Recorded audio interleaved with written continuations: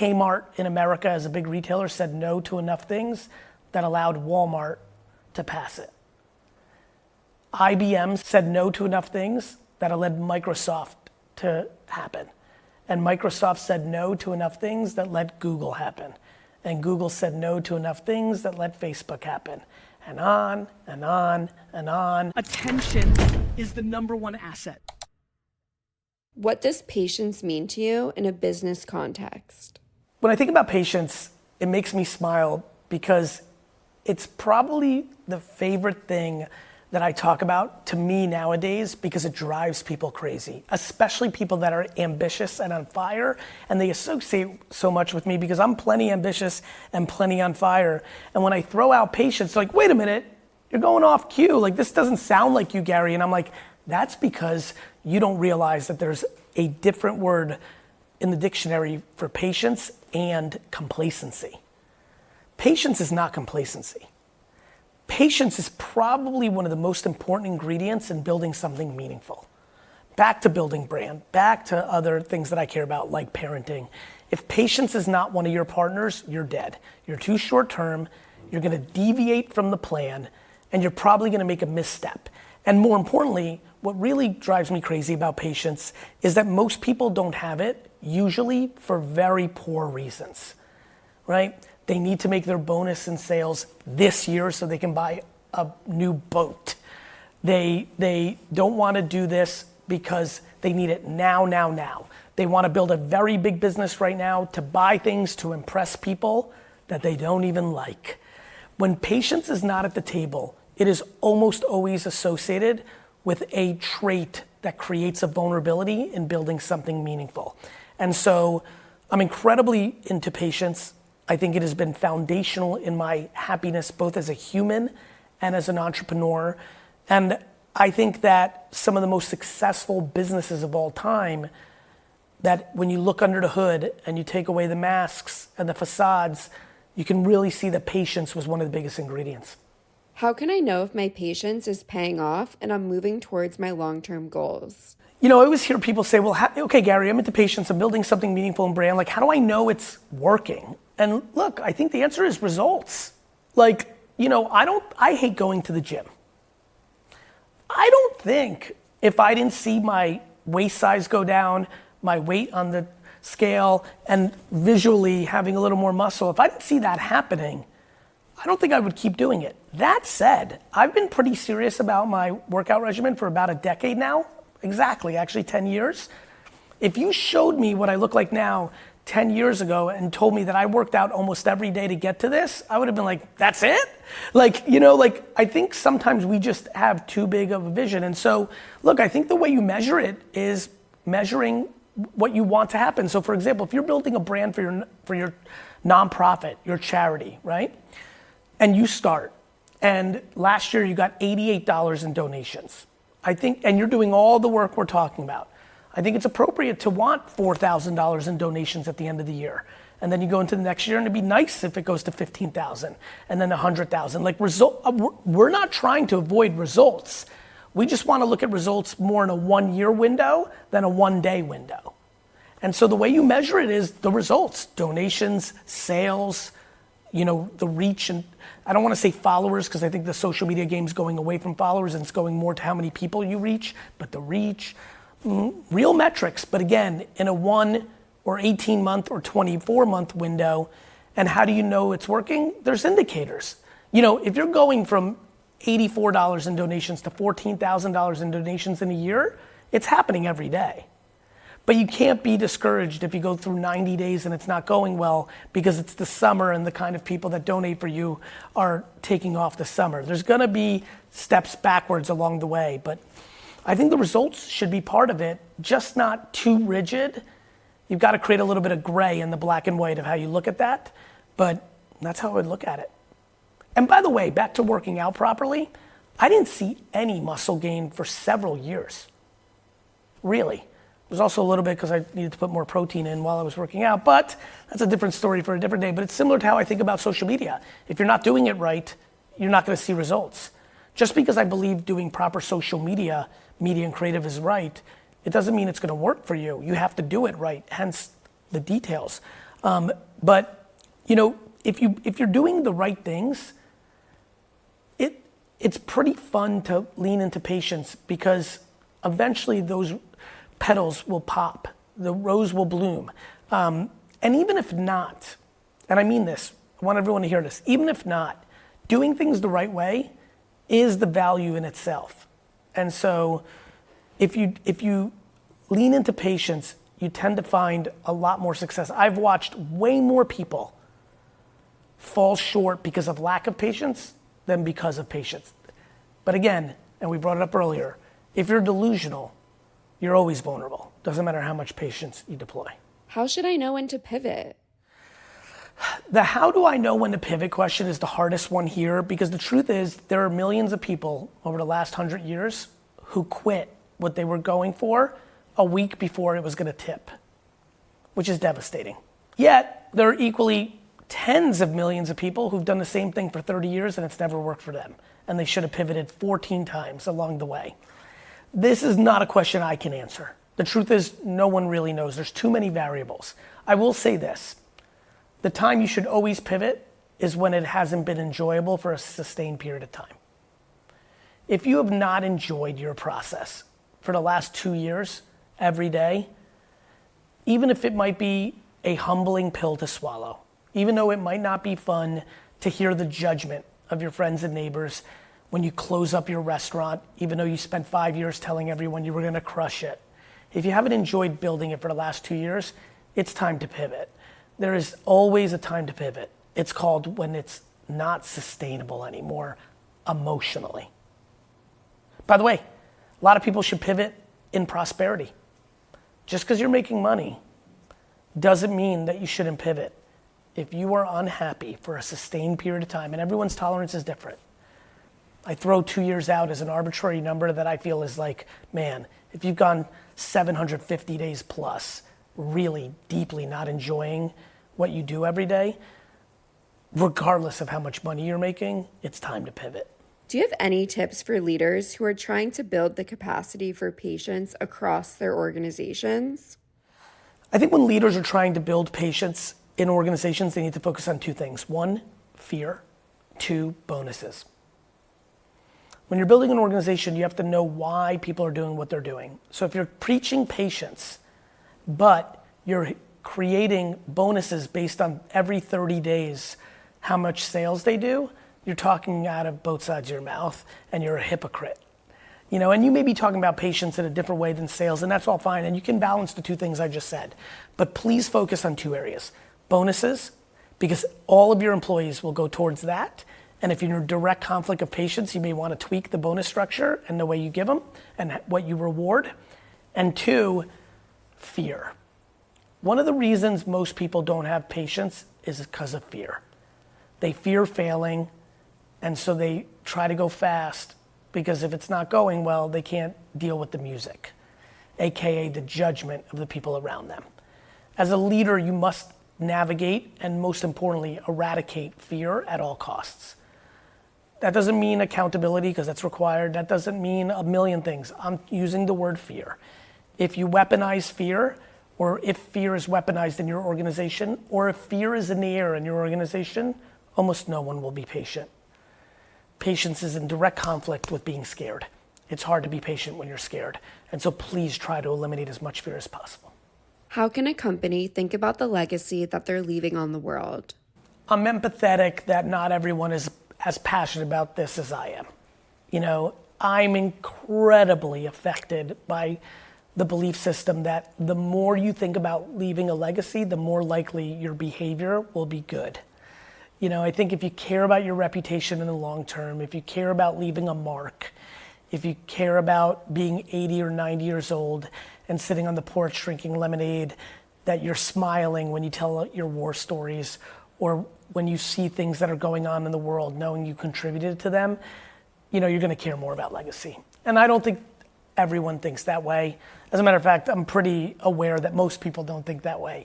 I am arguing and trying to compel people to think about that because if you do, you tend to have a better day-to-day life as well. You have bigger successes, you make more things happen. And so, I think legacy And thinking about legacy is incredibly powerful because it's wildly lucrative, both financially, but more importantly, spiritually and emotionally. It's just more fun if you've done bigger things or better things or gone about them in a better way. You will enjoy that much more. I promise you, when you're 91, that some 25-year-old saying to you that their grandmother said you were this, that, and the other thing, and hopefully those this, that, and the other thing are you were kind, you were smart, you were cool, you helped them, you did something in the world. That's enjoyable. And as the world becomes more transparent and it gets harder to hide and everybody knows everything about everybody, I think leaning into legacy is a very good strategy on an individual and on a business level. Why do you think emotional intelligence is so essential for leaders? I'm not even sure how much I even value IQ at all for leaders when we talk about emotional intelligence. I believe EQ is the direct correlation to one's effectiveness. I think it is almost impossible in today's day and age of the consciousness and the spirituality and the conversation and the requirements and the advancements of who we are as humans. I do not believe that your intellect, your IQ, has the ability any longer to be the only thing you rely on as a leader. I just don't think you can.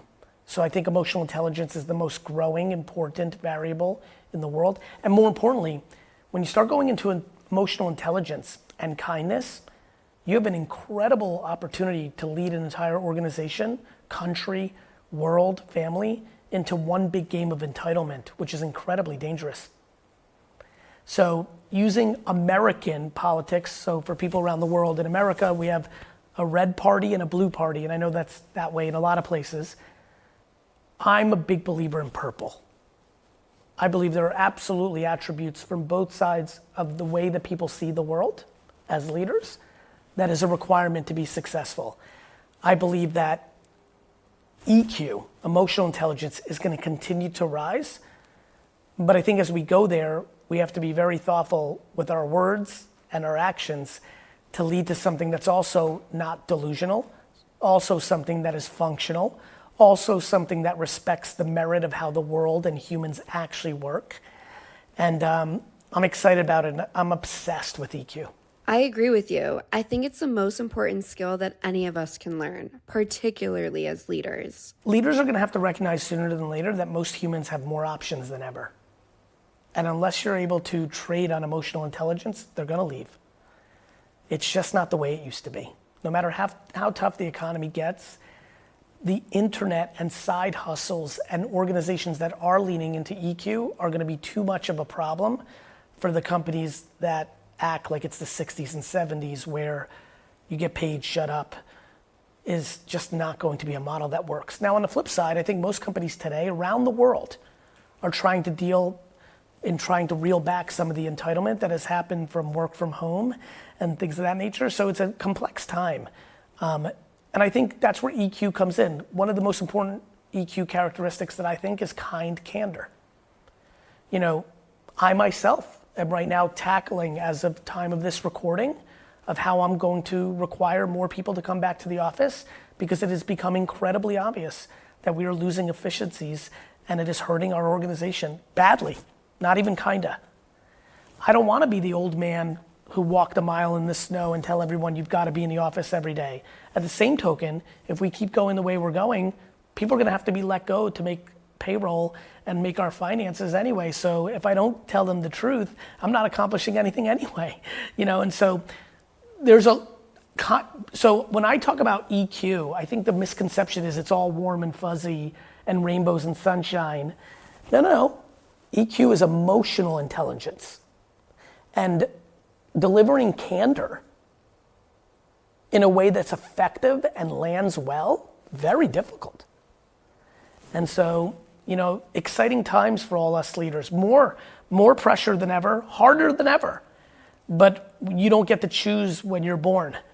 For the fact that it was easier to run a company in 1940, cool, but there was a lot of other things going on in 1940 that were not easier. And so we all have to navigate our times, but yeah, I do think emotional intelligence is now a prerequisite to be an effective leader in 2023, 4, 5, 6, 7, 8, 2030 and beyond. How can I pair the idea of kind candor with giving good feedback? Good feedback is grounded, in my opinion, in kindness and humility and candor. We call it kind candor in my companies. I've been thinking about changing it to kind and humble candor, and let me explain why. We've turned a major corner in our organization with kind candor. It is a rallying cry that people can wrap their heads around.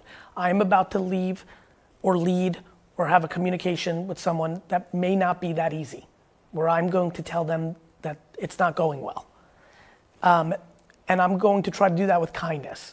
Little sugar with the medicine in the old days, and it's been effective. The problem is, as I analyze it in its current form, and not only in my organization but others, is people still leave confused. Because bosses, even though they can say it kindly, will say, hey, you just haven't hit the mark yet. And you ask them what the mark is. And what we are not accepting as leaders is that these are subjective opinions often. So I just had a meeting today where I told a very senior leader, I really want your leaders, when they give feedback, to say nicely, kind. I want them to say, in my subjective opinion, you are not working hard enough. You are not playing nice enough with the other boys and girls. The quality of your writing is not good. By saying in my subjective opinion, you're adding a layer of humility, which makes the constructive criticism more productive, because it no longer is it absolute and gray. It is not absolute, focus group subjective of one, but clear that I'm telling you that in my opinion, and unfortunately it is my job to make this subjective opinion as your manager, that you are not hitting the mark on this, but that doesn't mean you're not a good person, and let's keep talking in this meeting to figure out how to close the gap on my subjective opinion. But I believe most managers and leaders are not deploying the humility needed in a meeting to make it about their subjective opinion.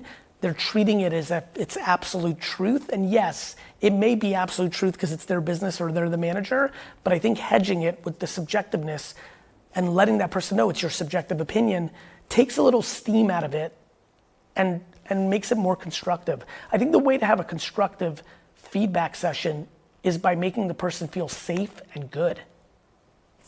And I would argue almost all the meetings that are being had are making people feel scared and not great. As a leader, what other actions do you think I should take to show empathy and care and to make it felt within my organization? I believe that general kindness and warmth are able to deliver on these things. For example, before you get into a sit-down session where you might have to give some critical feedback, even though you're trying to do it kind and humbly, grabbing someone and taking a walk around the block and telling them what hey, you're starting to see some early signals that are concerning you. And don't do this mistake that I've seen others, and getting to things early. And just genuine things like wishing people a happy birthday. Putting your hand on their shoulder if you're noticing that they're having a bad day, if you're sensing that they're off. Doing a random act of kindness. Being overly gracious when someone's over-delivering for you.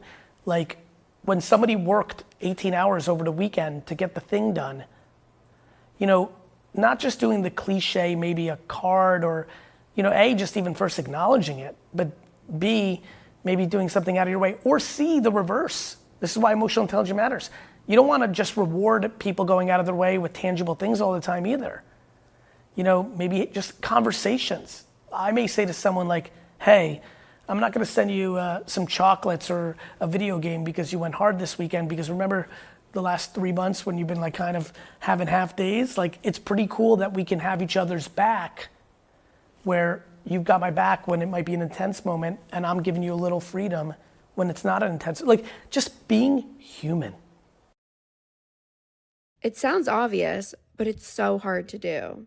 Corporate environments are almost impossible to be human in, unfortunately.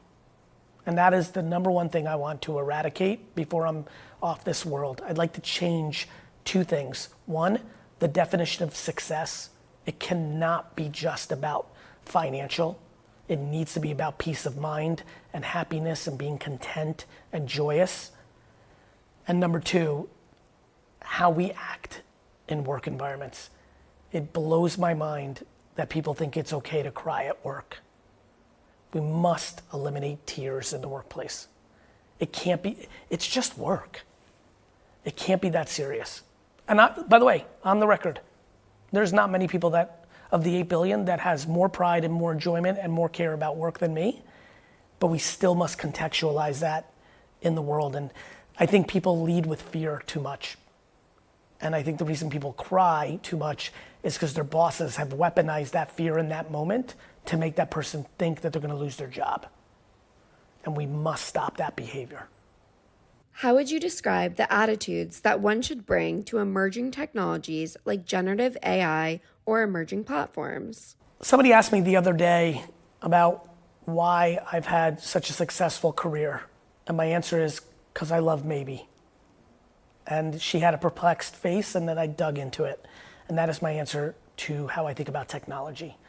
I believe the far majority of people in the world, when faced with a new technology, throw up an enormous no sign. No, they don't want to be on the internet. No, they do not want a pager. No, do they not want a mobile phone. No, do they want a BlackBerry. No, do they want to switch to iPhone. No, do they want to open a Facebook account, Twitter.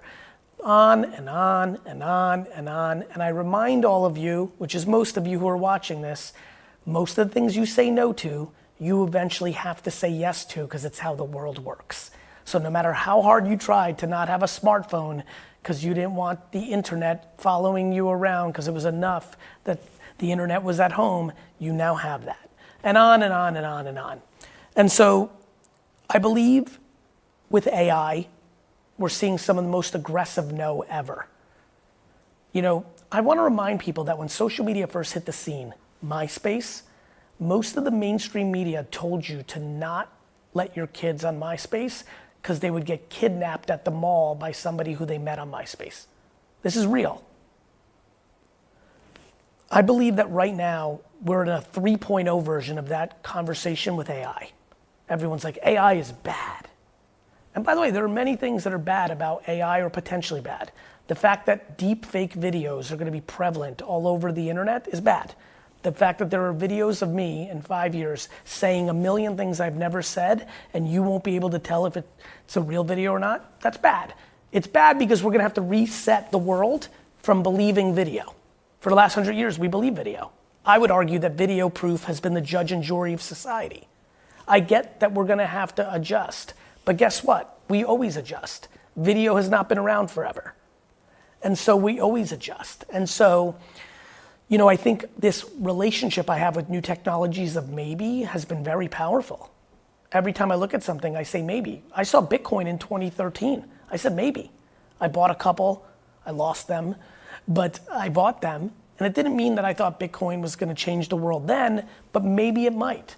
And there's been social networks, Vine, Social Cam, Plurk, all sorts of things that people don't remember, Peach, all these different apps that I spent time on because it was maybe. And it didn't manifest in growth. But when I said maybe to YouTube 8 weeks after YouTube came out, that worked out for me. And there was millions that said no. And so I beg everyone to not just demonize because AI is going to be the technology that saves a lot of people's lives when finding cancer that the best doctor in the world couldn't find. Or just like the tractor trailer was demonized because it took people's jobs from farms because now a trailer could do it instead of people, what happened was people found new things they could do. And the reason we as humans continue to advance into more complex forms is because we keep inventing technologies that find and buy us time to be able to do more things. AI is going to be the single technology that enables almost every single person that's watching this to spend more time with their family before they die. Do you know how great that is? So yes, I'm obsessed with maybe. I believe that people are way too into no. And I believe maybe, by the way, is not just a good framework for technology. I think it's a good framework for life. And I'm a champion of maybe. As a business leader, how can I learn to embrace or learn to love maybe? Well, as a business leader, the reason I think you're going to learn to embrace maybe is because the market's not going to give you any choice. Everybody who's obsessed with no goes out of business. Let me say that really slow. One more time for all the kids in the back. Every business leader that obsesses and puts no on a pedestal goes out of business eventually. No means you're not doing anything. It means you're doing yesterday. And unfortunately, that's just not how the world works. Tomorrow comes. Kmart in America, as a big retailer, said no to enough things that allowed Walmart to pass it. IBM said no to enough things that led Microsoft to happen. And Microsoft said no to enough things that let Google happen. And Google said no to enough things that let Facebook happen. And on and on and on. And I believe no is poison for long-term growth and happiness. And so I highly recommend people get off the no train. Because what's fun about maybe is you can end up in no. I go to no a lot, but it is always after maybe. Let me also say on the record, the predominant joy of my life has been based on the yeses I've said after maybe. Is there anything we haven't talked about that you would like to talk about? In closing, one of the things I would love to talk about is taking this up, and I've been pretty heady here because the format allowed me to, but to take it up even heavier and even headier. As you wrap up watching this video, I hope the thematics can trickle into every aspect of your life, can actually spur some deeper conversations with yourself. I think about this a lot. We are not born for a very long time. I don't know if you know this, but a lot has happened in the world before the day you were born. You're also dead forever. So I'm not sure if you're aware of this, but once you die, you're pretty much dead. And that's that. So this little tiny window, God willing, 100 years for the people that are watching with modern medicine, this tiny window that you get to play, please don't mail it in. Take the thematics of this talk and deploy it to not just your content or your marketing strategies or even your business. Deploy it to your life. You know, there is so much joy, and I'm not confused. Listen, the thing I most pride myself in is I am not overly ideological or delusional. I'm aware that there's a lot going on in the world. I'm also very good at history, and I beg you to look back at the world the last 50, 100, 200, and 300 years. I think you can argue very quickly that this is the greatest era to be alive. That doesn't mean we don't have major issues. We will always have that. It's the flight of the human. But I ask you to take this video, this energy, and really ask yourself important questions. Are you fighting for the right things? Are you caring for others? And most of all, are you caring for yourself, which will then allow you to care for others? And I think going through that game and going through that framework and using the thematics that we talked about in this around marketing and business and deploying them to your life will help you be better at marketing and business, but more importantly, it'll help you be a better father, mother, sister, brother, child, human in our society. And I wish that for you, because I'll leave you with, try to find some time to spend with 70, 80, 90-year-olds that aren't your grandparents. We've done a really good job in the world the last 20 years putting youth on a pedestal, visually and technology-wise.